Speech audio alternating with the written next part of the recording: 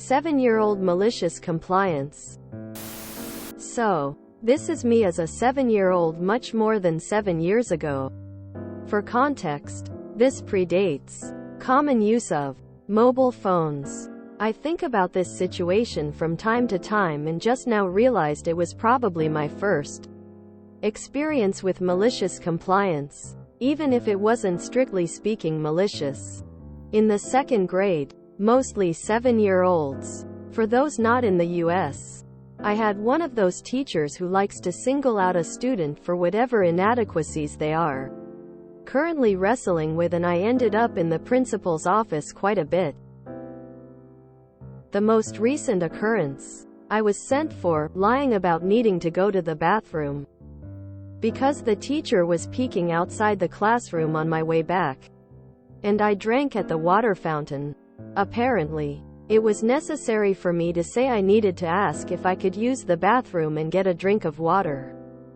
The principal ordered me to sign a parental form letter saying that I would never again lie to school staff.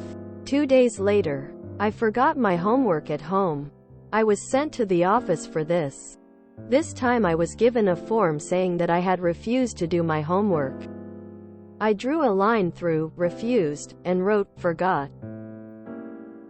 So, the principal gave me another copy of the form and told me not to say I forgot. So I wrote a line through do my homework and wrote lie to school staff because I didn't refuse to do my homework. The principal started yelling at me and I just sat there saying nothing. Then he said, "Are you going to sign the form with no changes?" Quote, I said, "I promised you I wouldn't lie. I won't sign a lie." He said, "If that's your attitude, you might as well go home." So, I did. I sighed, stood up, went down the stairs and out the door. 20 minutes later, I was home. The principal called the police. The police called my parents. Nobody thought to check the place I was told to go. Eventually my mother got to the home with a police officer and I said, "I was told to go home." So I did. Then I explained the situation. The police officer asked me if I was lying, and I told him about the first note. He looked disgusted, said, "Well, he's safe," and left. The next day we had a meeting with the teacher, the principal, a truant officer and my parents. I said I'd accept any punishment they gave me, but I wouldn't lie about anything to any of them. The principal said, I guess it was his favorite expression, "If that's your attitude, you might as well go home." So, I did. There was yelling involved, but I left. A few days later I was at another school. I don't know what happened in the background. I was 7. Authority figure over child. Watches child take their words literally and follow their exact instructions. Shocked Pikachu face.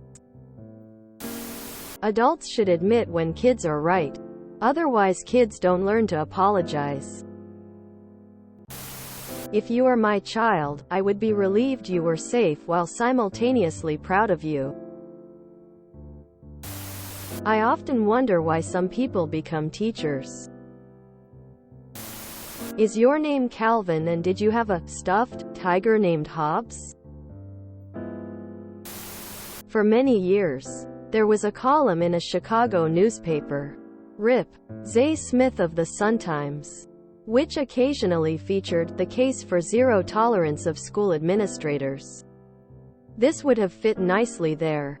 Way to go, up, and way to go for your parents, getting you the hell out of that school. I hated teachers that did this in school. Ours would pick a victim of the day, and would be a total bitch to that child. Literally laughing with other kids about the kid's punishment. Lol, what do her parents tell you now about what happened in the background? But well played. I have a malicious compliance story from my German kindergarten. Age 45. My sister, sis, and my brother, bro, were already in school while I was in kindergarten. So they got grade certificates, while I did not. My grandma, Oma, had favorites and showed it. Sis was her absolute favorite. So one day after the end of the half year, certificates were given and as always proudly shown of. Sis was as usual really good, while bro was lacking in some areas as usual. This would be typical later on. Sis would be the best all around. Bro would be incredibly good in math and incredibly bad in languages. Oma was obviously suitably impressed and gave Sis 50 German marks. This happened before Euros. Bro got 20 German marks and little me got 5 German marks. I showed grandma the bill and said, "Oma, it's missing a 0. Oma was stunned and quickly gathering her wits replied, that I only got 5 German marks. Because I didn't have a certificate. My parents were annoyed by Oma's favoritism, but knew better than to intervene. On the way back home they suggested that we pool the money together for a family trip. The entry fee was 25 German marks. I agreed. After some quick math bro agreed. Sis hemmed and hawed, but spending time at an amusement park with everyone was too tempting. So she sponsored us. Cut to half a year later. My kindergarten teacher was a lovely lady named Kata, that every child loved. My sister made her a present in 5th grade. Now Kata was incredibly confused and asked my mom why in the world would I want a certificate? My mom didn't remember and was equally confused. But they did make me a certificate. Then I played my card. I showed it to Oma telling her that now I have a certificate. My mom instantly understood. Oma instantly understood. For the next few years until her death she stopped showing blatant favoritism. Oma's my heroine now. Because of her strength, she broke through the cycle of abuse her family was in. So my dad could escape and raise us well. I wish that she was still alive, so we could talk. I think that she could teach me so much and I her. Her favoritism never did destroy the friendship between sis, bro and me. We were always good friends. This is just a funny story without consequences. Except it makes me miss my grandparents. What you said about a teacher singling out a student and just harking on them brings back some terrible 3rd grade memories for me. I wasn't the brightest student, but she would pull my essays and papers and put them on display to the class and start with, "Here's what not to do in a paper."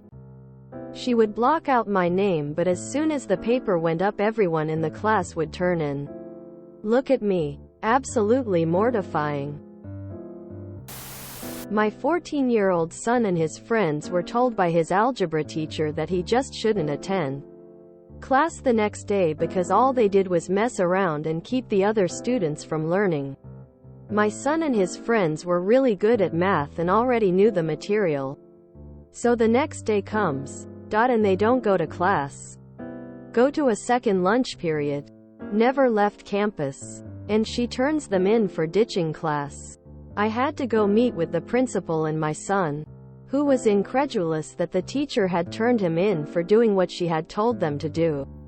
The poor principal was trying so hard not to laugh as he made his case. She ended up giving him an overnight suspension, and told him to just go to class. Parent dealing with simultaneous feelings of pride, relief, amusement and utter frustration from the panic thinking your child disappeared. I hope your parents nuke those dill weeds into the next century. 7-year-olds are the worst. Well played. That's awesome. Don't lie. Until I need you to. Quote. Also. So ridiculous that they accused you of lying for also getting a drink of water.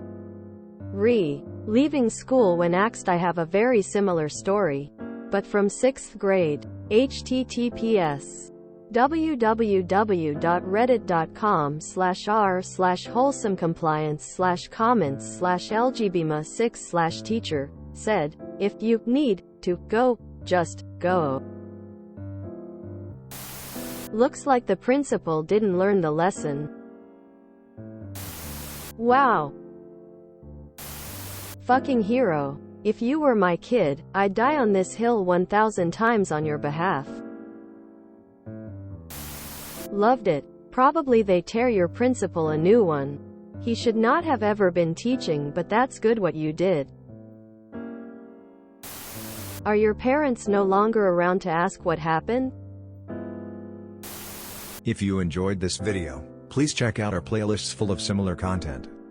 Epic Aircast is like doom scrolling for your ears. Please like, share, and subscribe.